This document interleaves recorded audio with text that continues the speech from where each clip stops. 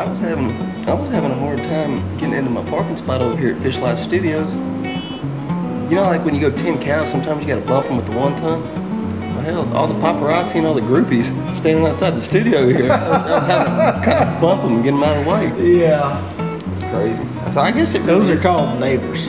Oh. Well, I guess we do really have the best fishing podcast on the planet. Yeah. Pretty validated at this point. Yeah, my neighbors are all out hanging out outside. They're holding up Fish Lyfe posters and stuff.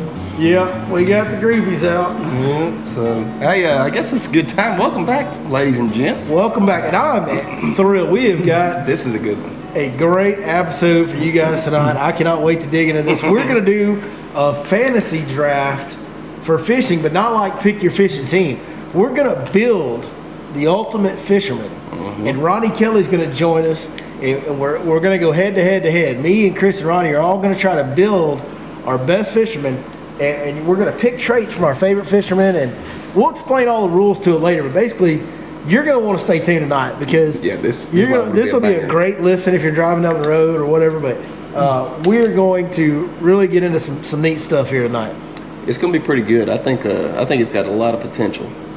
Yeah. And Ronnie being the ultimate fanboy, there ain't no telling.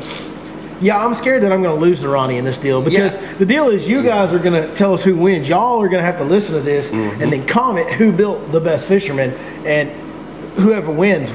Now, one thing we didn't discuss beforehand because we don't pre-plan anything. It might be the best damn fishing podcast ever, but it's also the most unorganized and least planned fishing podcast ever.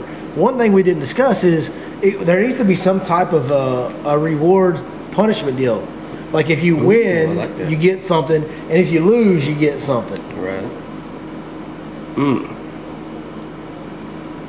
I'll pick from the unless I lose. If I lose, I can't pick. If I lose, you pick from the comments. Right. You guys comment what the punishment should be for building the worst fisherman. Right. Y'all comment the punishment. Now we got to come up with a reward of some kind. Okay, we've got our award for the winner. Whoever wins by you guys' votes. Now y'all's comments are going to be the deciding factor on the vote. The winner is going to get to go on Tackle Warehouse and order one thing up to $50, one item, not exceeding $50, and the other two guys will have to pay for it. Yep. Ronnie's in. We haven't even asked him, but I know he's in. Oh, he's in. And then the loser is going to get whatever you guys start commenting punishments right now, because either me or Chris is going to pick the punishment for whoever loses this deal, and they're going to have to own up to it. I like it. Right? I've already got a pending punishment, so I don't lose. Yeah, you still owe us a punishment. I told you I was going to honor. So before we get started with all this, guys, we're going to go ahead and do what we do every podcast. Yeah, we're going to go over current conditions. Yeah, I mean, at the end of the day, our channel's always been built around, always will be built around trying to help people catch more and bigger fish. So we'll give you a little current conditions right now for Lake Fork and East Texas. The conditions are go. Yeah, go fishing. It's go time. Man, you can actually still catch some spawning fish. You can still catch some spawning fish. There's shad spawn still going on in the morning time. There is brim spawn going on like crazy. You can have a pretty darn good day hunting down brim beds and then just fishing real slow out in front of them. And the best baits for me on that have been just a Texas rig creature bait or a Texas rig. I've been using that stroker crawl a lot. In a watermelon candy color has been the best color. It's just been a really good consistent bite. It's very simple fishing. You just find a brim bed, you throw out in front of the brim bed, and you just fish real slow, like you're fishing a pond or something. Just milk every area around those brim beds, and you can really catch some nice fish. Then the other thing that's happening is the deep bite. The offshore structure bite is really starting to crank up, man. Those schools are getting bigger every day. And they're biting they're biting a little bit. When you find them, they'll bite. You can catch them on a deep crankbait, a big jig, shaky head, a little bit of everything out deep right now is working. But that's something that just keeps getting better every single day. More fish are showing up every day out offshore. So a lot of different ways to skin the cat. It's always how it is in May. It's a great time to go fishing. The water temps are getting, they were up in the mid 70s before this last cold front. They're still hanging around in the 70s as of right now, and I don't foresee that changing this coming week. So we got water temps in the 70s, like stabilized where the morning temps are in the 70s finally. Man, it's go time. Shad spawn, brim spawn, a little bit of bass spawn, and offshore structure fishing. I mean, you can go throw a frog, you can I go throw a was gonna swim say, jig, don't- you can go throw a swim bait, you can go throw a square bill, you can throw a deep crank, you can throw a jerk bait, like you can throw a wacky worm, a Texas rig, like, bro, you can catch them almost however you want to catch them. Dude, that's what I love so much about May. Yes. You can pretty much reach in your rod box with your eyes closed, grab 3 rods, and go Yes. catch them on any 3 you pick up. Yes. I mean, it's the best time of the year, in my opinion, to catch numbers, and you can still catch some really And big I'm going fish. to tell you, if you're serious about fishing, and right now, you know, there's really not a whole lot of big tournaments going on. They're starting to get cranked back up. But, you know, a lot of fishermen have some just free fishing time on their hands, for especially the guys that go out on the weekends and stuff. It's a great time of year to do something that I think, as fishermen, we don't do enough. I used to do it a little bit. I think it really helped me develop as a fisherman. I don't think enough people do it. Is go out and take a technique that you want to learn. Let's say a frog. Let's say you never really had great luck on frog. Well, right now is a great time to tie 3 or 4 frogs on And just go. and take everything else out of your boat and just go throw a frog, because you can catch them on anything you want to catch them on, pretty much. Like if you've never been a swim jig guy and you want to learn how to be effective with a swim jig, because it's a great tool. It's a great bait. Like they're biting a swim jig, you better know how to catch them on, or you're going to get your boat whipped. That's right. And now's a great time to just tie 3 or 4 swim jigs on and take everything else out of your boat. Force yourself to go learn new techniques. This is a great time of year to do that. That's how I learned how to fish a 6XD and deeper. Oh yeah. Is I literally went out one day and I had 3 different baits tied on. They're all 6XDs. Yep. I had a 6 and an 8, and I think I had a 10 too. 10's a little bit more difficult because it's a kind of a unique situation. But dude, a 6XD is widely used in my arsenal now. And Yeah, it's because absolutely. I did that. Yeah, I mean, the same thing for me. Like, and mine was a little bit more obsessive because that's how I do things. But you know, a jig. You know, Right. many moons ago, I had caught some fish on a jig, but it just wasn't something I had very much confidence in. I would always tend to want to pick up a Texas rig, creature bait, or something like that over a jig. I just didn't have a lot of confidence in that jig, and I'd always heard, you know, you get fewer bites on a jig, but you get a bigger average bite, and blah blah blah. And I just had never established the confidence with the jig. So one year, from Thanksgiving to Valentine's Day, I didn't have any tournaments to fish. So I went from Thanksgiving, the day before Thanksgiving, I took everything out of my boat except a box full of jigs, a box full of jig trailers, and like 4 rods. And that's all I had in my boat. And I went fishing Thanksgiving morning and fished till noon. And I didn't touch anything but a jig from Thanksgiving to Valentine's Day. I fished that whole winter, just nothing but jigs. Well, that first morning, that Thanksgiving morning, I caught 6, and I had to go home at like 11 for Thanksgiving, you know. But I caught 6 that morning, which is more than I'd ever caught on a jig in a day. And it just immediately having that confidence that, okay, this is my only option, and forcing me to stick with it and forcing me to fish it more thoroughly, forcing me to really tune into what I'm doing. It was amazing to me how the first day I did that, I kind of caught, I caught a few on it. I caught them pretty decent on it. Yeah. 6 fish in the morning ain't nothing right home on, but I had some good quality fish, and 6 bites in a half a day with good quality gets you a check a lot of times. That's So it was amazing to me how quick, once I committed to it and took all my other options away, how fast I learned it. And I'll go toe to toe with just about anybody with a jig in my hand nowadays. And you know that about me. Right. Oh yeah. Like I'll throw a jig year round, and it was because of that one winter where I committed to doing that for a couple months. And right now is a great time for you guys to go out and learn something like that if you wanted to learn it. I mean, again, jerkbait the same way. Jerk bait. I hate. You know, if you want to learn how to deep crank, you know what I'm saying? You want to learn how to just offshore structure fishing in general. That's hard. It's hard. It's not easy. Offshore structure fishing in general. There's a lot of people that want to learn more about offshore structure fishing. Hey, I'll tell you everything that I can tell you on these videos, but you want me to tell you the best way to learn offshore structure fishing? Get your butt offshore and don't come in. That's right. Like, don't even consider doing anything else but offshore structure fishing for the next 2 months and see what happens. Yep. See how much you learn. Good stuff. That is good stuff. Let's talk about our fantasy draft we're about to do. Let's lay out the rules for the folks at home. All right. So each of us built a fisherman. Actually, you know what? Let's get Ronnie on the phone so he can hear the rules. Right. Yeah. He'll try to pull a fast one on us. Yeah, you gotta Ron watch. Dingo. You gotta watch old Smelly Kelly, man.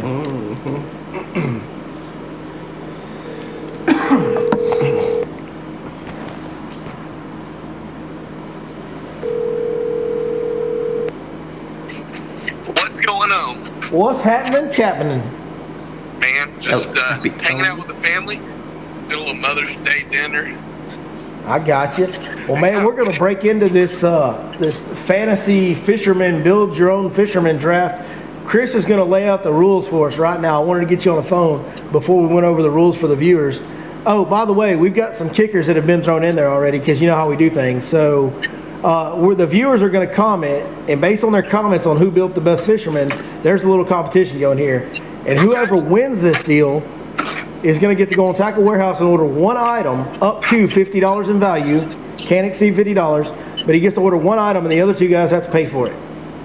Gotcha. The loser, the viewers are also commenting punishments, and the loser is going to have to do a punishment that the viewers comment based on what the other guys pick out of the comments. You know, I love it how you guys kind of come up with stuff before I even get to talk to y'all. Yeah, As always, I'm in. It sounds amazing. So the deal was, I was considering, asking you first, but I was like, no, I don't think I need to. No, and here's the deal. The people that watch this, they always come up with some really good stuff. Yeah. Hell yeah. Yeah. Absolutely. Blackman. What's up, dude? Can I call you Black Man? You tell me whatever you want. Man, this is going to be a pretty fun deal. So lay out kind of the rules. All right, Ronnie. So here's how it's going to roll. Build a fisherman. All right. You get to pick 6 traits Okay. from any professional fisherman you want to, and once said trait from a fisherman is picked, that fisherman's off the table. Okay. No, not that fisherman. So I'm going to need a pen, is what you're saying. Yeah, I mean, I got a pen and a pad right here, so I'm gonna lay this all out. So, like, for example, like if I were to pick Greg Hackney's flipping jig, or Greg Hackney with a jig, well, nobody else can pick Greg Hackney with a jig. You know what I'm saying? You can pick Greg Hackney with a frog, but you can't pick Right. Hackney with a jig. I'm with you. Yeah. So that's how it's going to go. And it's going to be a traditional snake draft. So whoever goes first, they'll go, then the second guy will go, then the third guy will go. And in the second round, the third guy will go first, then the second guy will go, then the first guy. So it'll go back and forth, round to round. So, but we're simply talking about techniques, Technique. right? No, it doesn't. Well, it doesn't have to be just like you can do somebody's skill with electronics or somebody's Okay. mental whatever. I'm with you. It's just fishing traits, and it's open ended, buddy. However you want to do it, we can do I'm it. in. And Sounds awesome. so the deal is we're going 6 rounds, and if we decide after 6 rounds we want to keep going, then we will. Gotcha. Okay. So what's going to happen is we're going to let you go first because you're our guest. So you're going to get first pick. Okay, Awesome. Chris, I'm going to let you decide. Do you want second or third pick? I want last pick. Chris wants last pick. That means I get the middle of the road pick. So with that being said, the first annual Fish Lyfe Podcast, your Lake Fork Guide Fantasy Fisherman Draft begins with Captain Ron on the board. That means go. No, I know. I mean, you just hit me with the rules, and I got like 30 seconds to think. Give me a second. There's a lot to process. Absolutely. You got that Jeopardy music queued up? With the first Yeah. round of the 2020 Field and Anglers Draft, I would like to choose Jacob Wheeler's Top Water Fishing. Jacob Wheeler Topwater. Nice pick. Nice pick. And that puts me on the board. Is it weird that I'm writing all this down? This is kind of serious. We are too. This is some dead serious stuff. So I'm gonna go.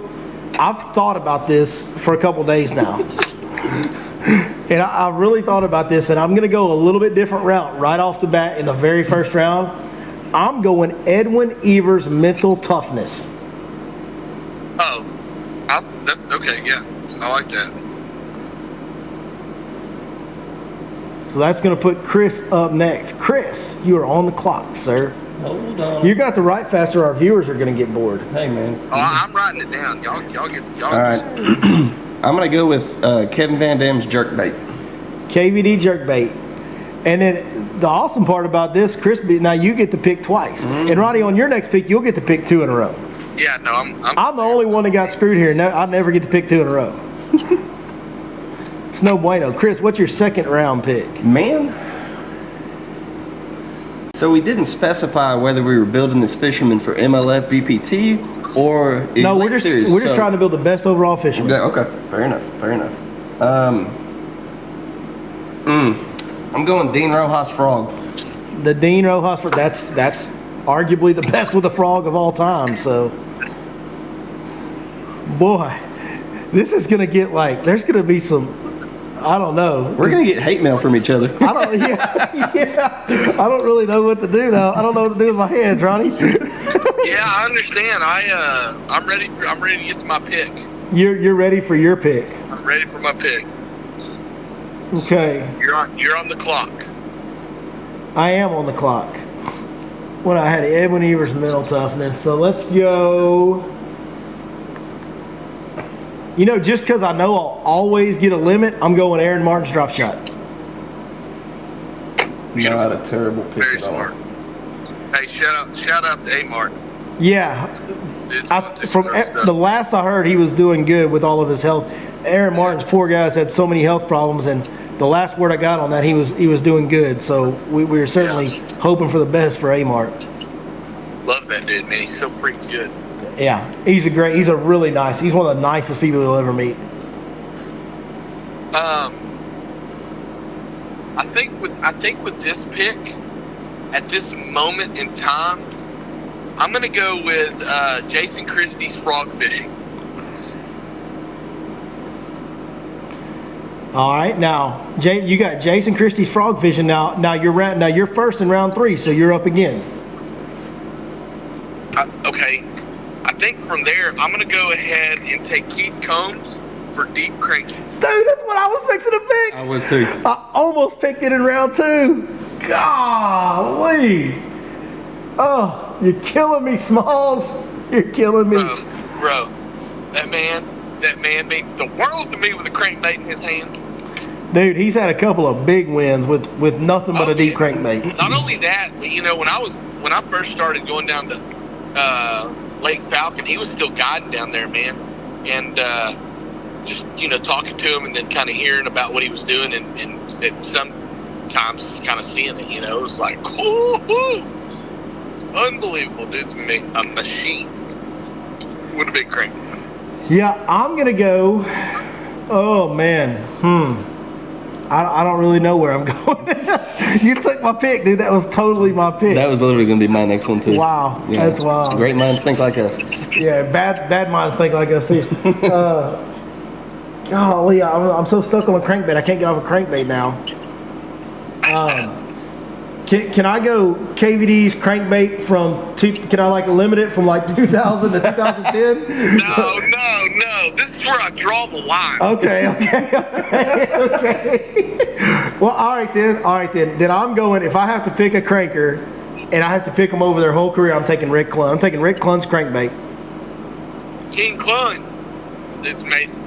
I mean, I know there's a lot of younger guys that won't really realize, but arguably the best fisherman of all time, and did a lot. They need to realize. And did a whole lot of his damage with a crankbait in his hand. Absolutely. So I'm on the clock. Bye.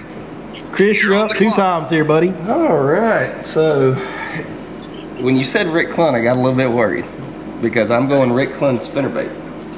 Oh, interesting. Rick Clun spinnerbait. Okay. Well, he did win in You Florida. know, I'm gonna throw that. Oh, never mind. Y'all still got another pick. Never mind. Yeah, Chris has got another pick, and then I got another pick, and then you get 2. Yeah. All right. All right. I got my next 2 already. I'm going to go a little bit different route here. I'm going to go Zaldane and the Flutter Spoon. Okay. Zaldane on the big spoon. Who was the first guy to win an Elite Series tournament on a flutter spoon, Ronnie Kelly? Was it KJ? It was not. That was Ultimate Mat Fishing. I don't know. But I don't know. Brent Chapman won a Toledo Bend Elite Series event on a flutter spoon. Mm-hmm. Oh, Yep. yeah, I remember that. So with my next pick, he's my boo. He's my brother from another mother. I don't know what you would like. He doesn't realize that me and him are best friends, but we are. So I got to pick something of his, and I'm taking Hackney's jig game. Yeah, that would have been my next pick too. I should have. I think for my next pick, I'm gonna take John Cox shallow fishing. No. That's too Hold on. broad. That's way too broad. Pick a technique. That's the deal with like Wheeler and some of these guys that are so good. It's like it's Yeah, I hard know, to pick I'm a with you. technique from them. So when he said Jacob Wheeler topwater, are you talking about like his spook game? No, just topwater's fine. Okay. Topwater, we can allow that. We can't just allow shallow fishing though. That's too Right. broad. Yeah. Well, I'm in trouble then. Stand by. Stand by. With the fourth pick of the 2020 Build an Angler Draft, I would like to pick Mark Daniels' versatility. Ooh, MDJ versatility. That's it. Yeah, that's an interesting way to go. I mean, if I can pick mental toughness, you can pick versatility. Mm-hmm. Right. All right. It's a trait. It's a trait, right? So that's fine. A good trait. Yeah, it's good. Is hold on, asking for a friend. Is Iaconelli's vocal cords? Is that a trait? That is an important part of being a tournament fisherman. It's important to be able to sell baits. Well, you also got to let people know when they're not part of a community. That was Kevin that told him that. Absolutely. That was one of the greatest things. All right, Ronnie, you're up again, bud. And with this, I'm going to pick Mike Iaconelli's. Let me think. Mike Iaconelli's marketing? Like, I don't know. Finesse fishing. Ooh, That's good. yeah, that's good. That's good. I like that. I would argue that Iaconelli is one of the greatest finesse fishermen of all times. I don't think you're going to get an argument against it. His versatility makes him look like he's just versatile, but the dude is as good as anybody ever with a spinning rod. And I should have, man, I don't know. I probably should have got Ike's versatility. You know what I'm saying? Like, Yeah. think about it. That dude's caught him every single way, everywhere in the country. All right, so I'm gonna go. I got the jig, which is a home run technique with Hackney, but I'm gonna go the ultimate home run technique. Ronnie, do you know where I'm going right now? I don't, not yet. I'm going big. Who's big swim bait? I'm going big swim baits, and I'm going Steve Kennedy, my man. Oh, I like that. Steve Kennedy, the only guy to win multiple tournaments on big swim baits on the Elite Series, Mr. Steve Kennedy. Yeah. He was the first one to win one, and he's the only guy to win multiple Elite Series tournaments solely using big swim baits. He's really good. Yeah, see, I'm worried that I'm going to lose with the viewers because I'm picking some stuff that some of the viewers may not really be aware of. Like, especially the younger viewers aren't going to know about Steve Kennedy's swim bait game because he's not like a real big public personality like some of these other guys are. And they're not going to know about Rick Clunn's cranking because Rick Clunn's just old. But Man, sometimes you gotta have strategy when you're doing these things. You know yeah, like Jacob Wheeler, MDJ, stuff like that. so you're going for the win. I see what you did. You went Jacob hold on, Wheeler, hold on. MDJ, Hey, and Ike. Hey, would you argue with me that Jacob Wheeler's the hottest and possibly best angler in the world right now? No, we've said that No, many times. yeah. We think he's probably the best Yes. fisherman on planet. Hey, and MDJ's right there behind him. So fan favorites, I don't know. Are they as good as anybody in the world? Definitely. So Chris, you're up 2 times here, buddy. With my 5th pick, I'm gonna go Ayler's drop shot. Taylor, drop shot. That's a good one. Well, we got to put Chris on the clock. Yeah, I know. These back-to-back picks. Pick something, Chris. Throw something out there, man. I'm on the fence right now. Oh, don't just throw it out there. Don't let him rush you like that, Chris. Billy Lawson's sort of like the Roger Goodell of this whole deal. Yeah, always. You should play fantasy football with me. It's 10 times worse. Oh, I can easily imagine. Well, and I'm just thinking of who's the guy that's got to edit this thing and cut out all these dead zones here. Yeah, sorry. Man, Blackman kind of is a dead zone, sort of. I know. Tell me about it. I've been editing podcasts with him every week. I'm gonna go. So let me ask you this: you said Hackney's jig game. Yeah. Does that include swim jig? Well, yeah. It's a jig game. Yeah. Well, Yeah. No, you can't take Hackney's jig. You can't take anything with Hackney with a jig. I got that. all right. You could pick Denny Brower's flipping. Yeah, I was gonna. Denny Brower's a jig man. Yeah, but I'm not gonna go Denny Brower. Man, you're killing me, man. I'm gonna go with I'm gonna go with Bobby Lane in the swim jig. Bobby Lane and a swim jig. Bobby Lane for the swim jig. All right. All right, that puts me up for my last pick then. Let me see what I've got here. So far, I have Mental Toughness, Edwin Evers, Aaron Martin's Drop Shot, Rick Clunn's Crankbait, Hackney's Jig, and Steve Kennedy's Big Swim Bait. I'm feeling good because I've got arguably the best at every one of those techniques. So, I can't believe it took me to the last round to get to this. But, you know, it's my favorite bait, and this guy brought it into existence.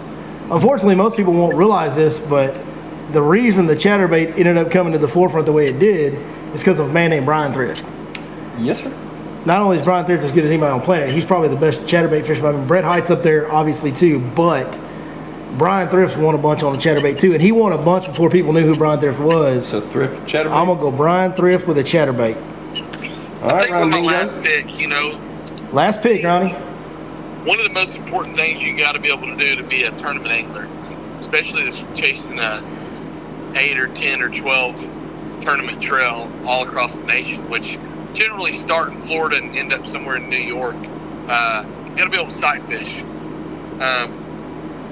We'll throw a curveball. I would say a lot of people right now, especially after the performance at Lake Fork, a lot of people would say that Justin Atkins is the best sight fisher in the world. However, I think most people on that level would say John Cox is, and I'll take John Cox sight fishing.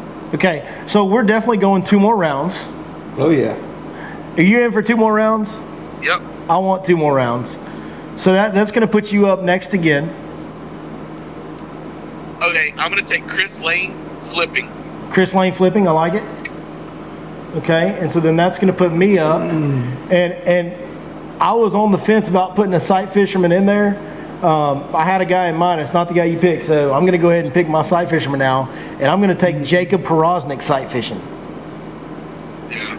Like, you know, I like that. I seem to be following a theory here, and it's that you have to have won at least one major event on this technique for me to pick that trait. You know what I'm saying? Sure. Like Porosnik's won some elite series tournament sight fishing. Yeah. All right, Chris, you're up twice. You get to do your last pick again. How about that? You didn't think that was coming back around? Yeah, no, I didn't. So I was out of fisherman. Come on now. That John Cox pick was good. That was a good pick. Yeah. He's kind of a different dude, but man, a lot of people think he's the best. In the Hey, did world. you see where he had that 10-pound bass he was trying to rescue and put it in his bathtub? Do what? He had what? He found a 10-pound bass that was wounded real bad, had like a big gash in it, and he was trying to save it. He kept it in his bathtub. The 10-pounder was living in his bathtub. I love all those videos where he feeds the fish, though. It was pretty awesome. Chris, you got a pick yet? Yeah, I'm gonna go. I'm gonna go with. I'm gonna go with Palnick and his crankbait. Palnick cranking. That's not bad. That's Oh, Brandon Palaniuk, yeah. that's a fine pick in and of itself there. Palnick's cranking. All right, now you're up again Yeah. with the 8th pick, and we're gonna stick it at 8 rounds. We're gonna be done at 8, and then we're gonna be done at 8. But then we're gonna each make our case. We're gonna review all the traits we selected and make our case for our angler to the viewers, so they can vote on who picked the best. I'm gonna go with Swindle's outlook on life. Swindle's PMA. Swindle's PMA. That's it. Yeah, that's it. All right, for my last pick in the 2020 Build Your Fisherman Fish Life Draft, I would like to select Wesley Strader's Boat Dock Fishing. Strader. What do you think about that one, Kelly? I like it. He'd have been a good one for a chatterbait too. Yeah, and then Andy Morgan. Andy Montgomery may be the best dock fisherman. Brian Thrift is probably the best dock fisherman. Yeah, they're all really good. You're right. Brian Thrift is world famous for it. Where he comes from, it's just Yes. it's the deal. You know, the funny, all 3 of them guys come from the same little region too. Andy Morgan, Wesley Strader, and Brian Thrift all come from the same area. Strader and Swindle are like I best mean friends, Andy aren't they? Montgomery. Oh, Andy Montgomery. Yeah. Either way, they're all Carolina boys, ain't they? Andy Morgan's not. He's Tennessee. He's Tennessee. Okay. And, so Andy Montgomery and Brian Thrift are definitely Carolina boys. I don't know, but I don't know about Strader. I may be wrong on that. He's an Alabama boy. Strader's from Tennessee. You know, there's 3 anglers out there that I really feel like I need to have involved in my deal. Kevin Van Dam, Edwin Evers, and Ott Defoe. I'll tell you what. I need something from Ott Defoe. I have to have Ott Defoe in my. I was just going to say, I can't believe he's too good.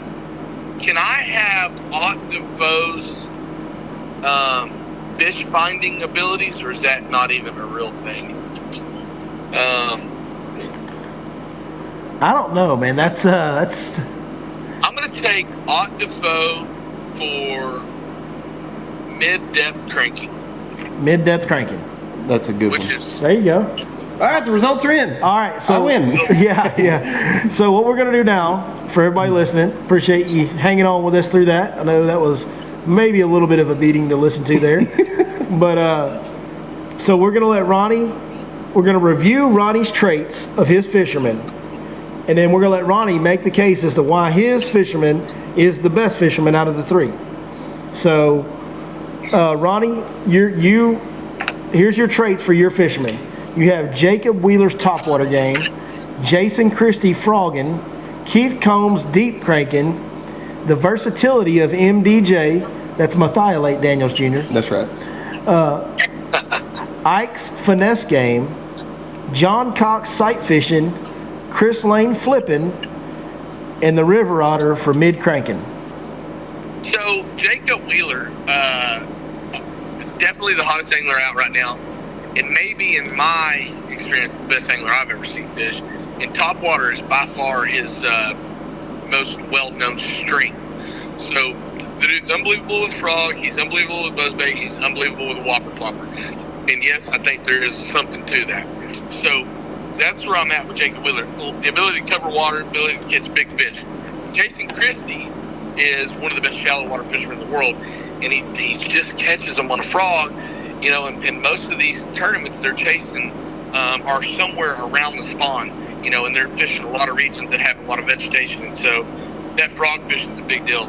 And he catches freaking giants. And it's just nothing to him to catch giants on a frog. Keith Combs is probably the very best at catching big bags of fish with a deep crank, maybe ever, that I've seen. He's unbelievable. So that was a pretty easy pick for me.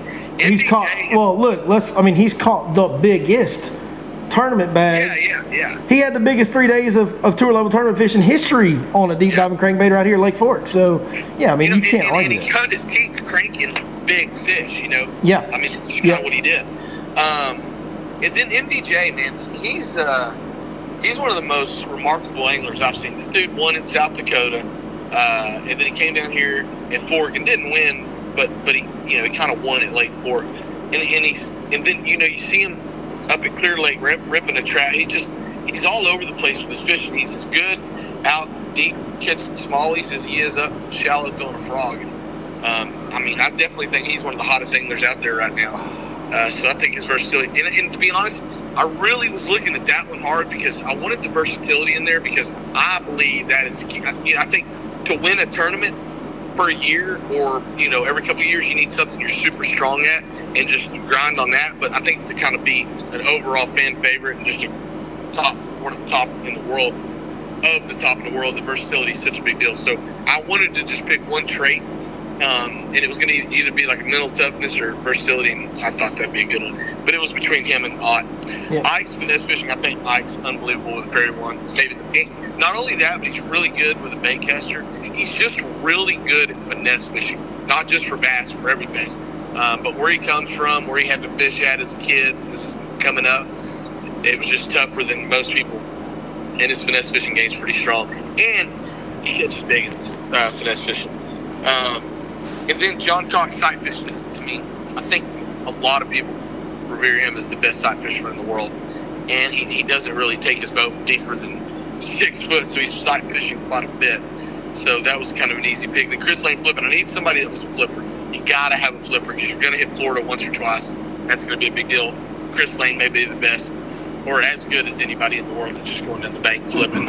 He's certainly a top him and five. Hackney. There's a lot of flippers, but flipping's it's not something you see a lot anymore. And Chris Lane's definitely one of the best. And then Octafo, that mid-depth cranking, obviously, I'm referring to his recent win, but he's always been really good in finding those kind of those in-between fish all over the place. He's a wiggle wart type of guy. Yep. He's a Tennessee guy. That there's a lot of, current stuff that they're hitting that 8 to 12 foot of water. And the dude's unbelievable with crankbait in his hand. I've heard him say it a million times. That's how he prefers to fish. And of course, he just came off of a win at Lake Athens with that DT10 on that bridge corner, where I have caught hundreds of fish on that bridge corner on a DT10. So that probably played a little bit into why I had to have him in there. There you go.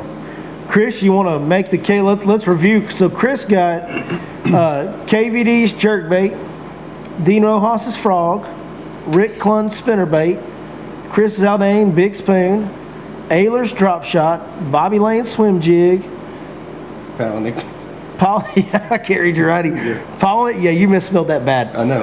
Palaniuk's cranking, and Swindle's PMA. Chris, make the case for why your fisherman is the best fisherman in this contest.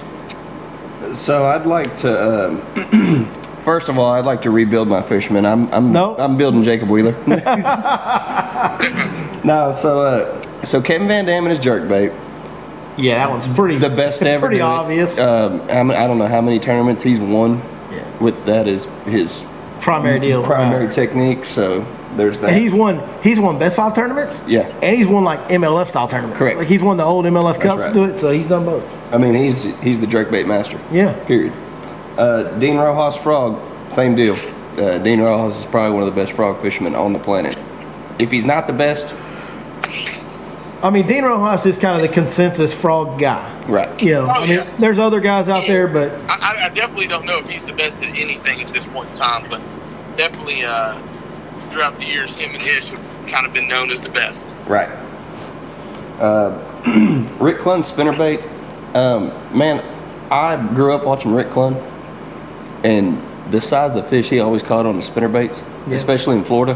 well, he's done it recently too. And he did it recently. I mean, he's just, it'd be between him and Kevin Van Dam on the spinnerbait for me, and I like Rick Clunn style. Zaldane on the big spoon. He has a knack for finding fish that'll fire on that thing, and he could have won. What was that? Guntersville last year. Yep. Could have won it on that technique alone in 15 minutes. Ran out of time. Brent Ayler's drop shot. TTBC a couple years ago. I believe it was his last fish he caught was a 10-pounder on a drop shot. And No, he caught. No, was it the 9-pounder? That wasn't a. He didn't catch it on drop shot. He caught that on a big swim bait. But no, Brent Ayler's won a ton of money on a drop shot. Again, he's always relevant with that. Bobby Lane's swim jig. I needed a guy with a swim jig. Either one of the Lane brothers would have probably worked. Palaniuk cranking. Palaniuk's good at everything he does. No doubt. I mean, he kind of busted on the scene in that classic shallow cranking. Right. And he's thrown a crankbait over the years. I mean, that's legit. And then Swindle's PMA. I mean, look, that dude's got it between the ears. Like, if you don't want to live your life like he does, with a smile on your face and making people laugh, he's a goober smooch to the max. But, yeah. Oh, yeah. But he'll catch him up. He'll catch him up, too. You're right. So that's what I got. All right, I'm excited because I think I got a chance to win this thing, so I'm going to sell it. I'm going to sell my angler as the best one in the bunch. I started out addressing what is, in my opinion, the most important trait of any fisherman, and I used the man who's probably been the most blatant example of this over the last 5 years, Edwin Evers' mental toughness. Edwin Evers is consensus among professional anglers. He's the most competitive guy out there. He grinds as hard or harder than anybody on the tour does mentally. He's in so many tournaments and competes and stays relevant in so many tournaments and ends up closing them out, winning so many tournaments strictly because of his mental toughness. I feel like that's arguably the most important trait for a tournament fisherman. And so I think that's a great start, a great foundation to me building a great tournament angler. Then I got Aaron Martin's drop shot. So no matter how tough the bite gets, I You're got gonna be at 5. arguably the best guy that's ever thrown a drop shot. I got that in my fisherman. I got the best drop shot fisherman ever, arguably. No matter how tough it gets, we're gonna catch him. Rick Clunn's crankbait. Rick Clunn has won as many trophies and awards as anybody has over the years in fishing. He's had more longevity than anybody ever has in tournament fishing, and he's done the majority of his damage, I would say, has probably been done on a crankbait more so than anything else. Ronnie, would you agree with that? Oh, yeah. You're a little better with the history than I am, so that's why I'm asking. But all right, so now we're going to go. Like Ronnie said, you got to have a flipper, man. Like flipping. If you show up to the lake and the flipping bite's going down, you better be one of the best flippers, or you're going to get run out the gym. Well, I got Hackney's jig, and with Hackney's jig, we can flip it in 3 foot, we can flip it in 23 foot. And Hackney is as good with that jig. And not only are we flipping, but we're flipping a jig which is going to get us 5 big bites. And Hackney, again, is a guy that has won Elite Series level tournaments, best 5 formats on a jig. He's also gone out and won MLF Cups, flipping up shallow with the jig. So really like that pick of Hackney's jig. Just like we said with the drop shot, when things get really tough, we got to have the drop shot. Well, hey, when it's time to hit the biggest home run of the year, you got to be able to throw that big swim bait. And Steve Kennedy, to me, has proven it at the highest level as much or more than anybody ever has. So I got Steve Kennedy's big swim bait. Brian Thrift chatterbait. Chatterbait's one of the most versatile, one of the most consistent techniques out there. This is the guy that put the chatterbait on the map and won like every tournament they held in Florida for like 3 years. Before he was fishing the big tours, he won like every single tournament in Florida on a chatterbait. Just having anything with Thrift on your roster, I think, is a good thing to have. If you're trying to build the best fisherman, you got to have a piece of Brian Thrift.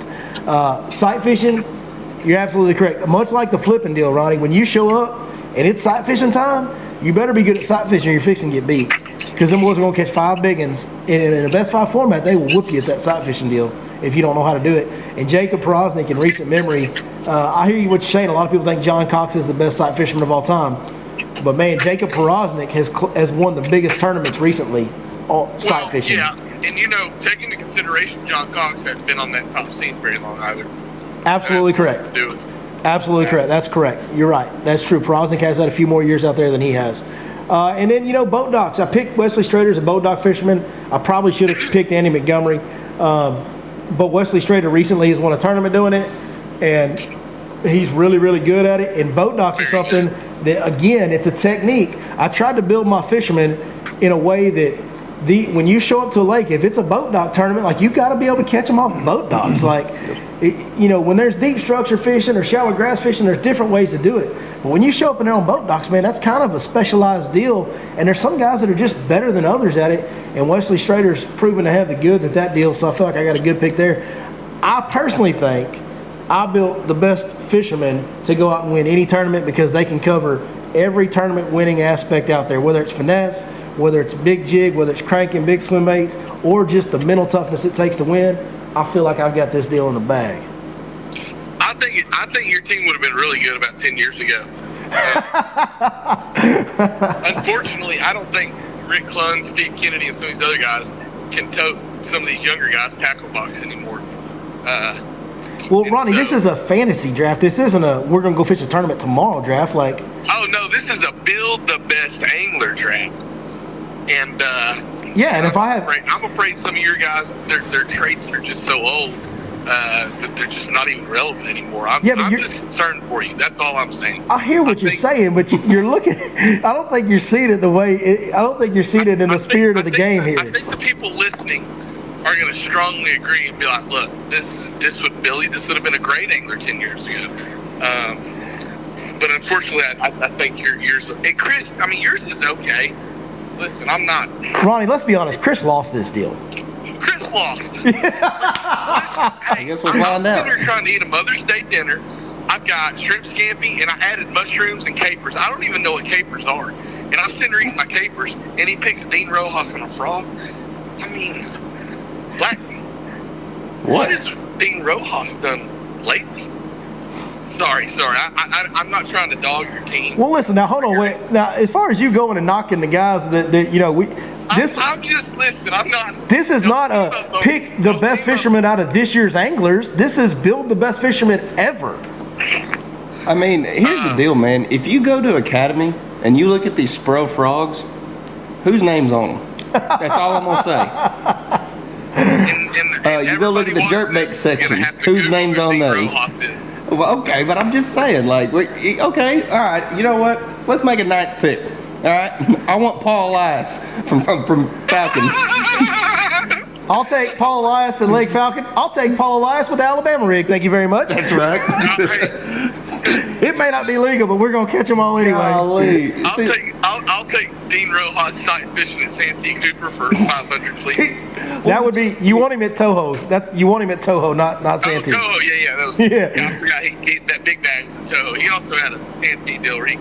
Yeah, that Santee Cooper tournament was banging back in the day. Yeah, I mean, like, we're talking about, like, highlight moments of these guys' careers, and we're taking techniques that put them on the map. Yeah, I think maybe there's been a little confusion here between us, Ronnie. This wasn't a... No, not one bit. This wasn't a build the best fisherman for today. This was build the best fisherman of all time. Well, if I can have Aaron Martin's drop shot technique at its peak and Rick Clunn's crankbait at its peak, and that's the deal. It's a fantasy draft of the best guys of all time. It's not just for like right now. That's a. We might have should have specified that. Well, because like if we were doing that, I would say I definitely think my angler would probably not only win most of the tournaments, probably would win Angler of the Year every year.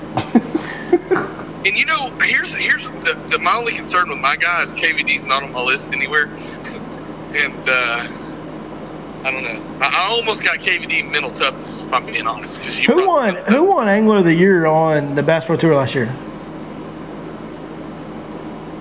On Bass Pro Tour last year? Yeah. Edwin. Yeah. Who won the Red Crest, the big tournament, their end of the year tournament? Who won that? Edwin Evers. Edwin. Okay. No, I get it. I'm just saying. Edwin definitely, no doubt about it. Like that was a solid pick. Right now, I think the best single trait picked in the whole deal was Edwin Evers' mental toughness. I think it was good. I definitely think it was good. I think most of these guys are pretty good. What's funny is we're all such bass fishing nerds. We could sit here and dissect this list of traits. Yeah. Oh yeah. All night. Oh yeah. Like just in my head now, I went, okay. When I said that about Edwin Evers' mental toughness, now we got to see what was the best single picked trait. Like what's the best trait of all this list? So now that's what I want. Or skill. There's kind of Man, it's hard to. Out of this list of picks that we had, Ronnie, I know you wrote them down. Tell me what you think the best single pick of this draft was. I don't know. Ike's finesse fishing's pretty good. I mean, I like it. MDJ versatility, man. I don't know. It's hard to pick because me and you are the only ones that picked the true trait. Chris didn't. No, he did. He picked. I don't know, man. If we're talking, you look at it and you go, okay, well, it comes down to the traits, not necessarily the skills, but the traits. And then you got PMA from Swindle, mental toughness from Evers, versatility for MDJ. I will say this. I'm going to go ahead and say this on the podcast right here. I'm a little let down at my pick on MDJ versatility. I think that could have been a little bit stronger. Maybe that definitely wasn't it. I'm gonna say I don't know. Are you trying to sell the car or trade it in? I don't want to trade it in. I don't want to trade it in. I'm gonna stick with it. I mean, MDJ is great. I think we're only seeing the very, very beginning of MDJ. There was definitely seemed to be more of a trend of you were picking more stuff that's relevant like right now versus me and Chris were kind of picking like all-time stuff. Yeah, I understand. I think the best pick of the draft. These guys right now are better. I'm just being honest. I think Ott Defoe is one of the best fishermen we're seeing. Like these guys are so good. So good. I know these other guys were. I don't feel like they had the competition. They didn't have. I don't know. Well, the fishing competition has definitely gotten better, but I mean, it's not. You got guys now that fish Division I. That there were Division I regional anglers. Like that wasn't happening back then. Yeah. You didn't have guys coming out like Jacob Wheeler, Jordan Lee, that would go graph all night and find brush piles till 3 a.m. You didn't have that back then. No, yeah, I definitely think that fishermen have gotten better. The talent gap has shrank, as it has in most sports, but for sure in fishing, the ability and talent gap has shrank over the years from the top to the bottom. Now, just going back to our list, I realize that I do have some old guys in there, but I've also got Porosnik, who just won a tournament this year, Thrift, who's been banging it the last couple of years, Aaron Martin, who's still very relevant and still in and Edwin Evers, who just came off Angler of the Year on the first Bass Pro Tour. So Strader too. Strader just won. I mean, it's like. And I've got one or two. I mean, Chris Lane's probably not going to be the most. Well, and Keith Combs hadn't done anything on a deep crankbait in a couple of years. Honestly, Who, Keith Combs? In the last couple of years, what's he done on a deep crankbait? Yeah, he won that tournament smallmouth fishing not too long ago.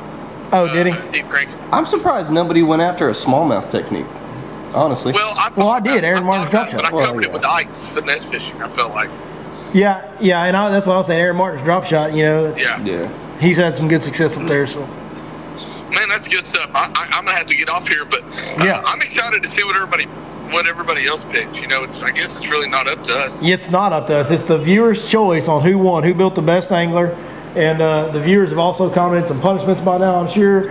And so if I lose, then Chris gets to pick my punishment. If you or Chris loses, then I get to pick the punishment. And whoever wins is going to get to go to Tackle Warehouse and order something up.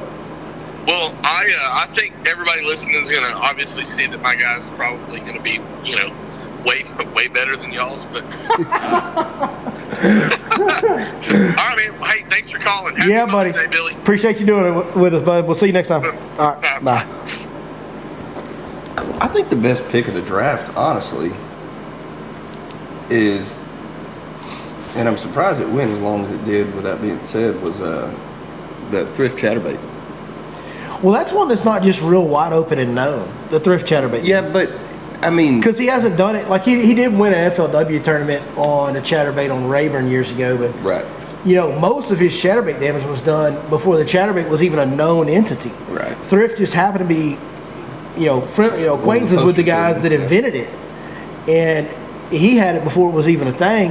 And when he took it down there to Florida, nobody else had it in their boat. He whipped everybody, dude. I mean, he whipped everybody. I probably should have picked Brett Hike for that just because he's had more recent big wins on it.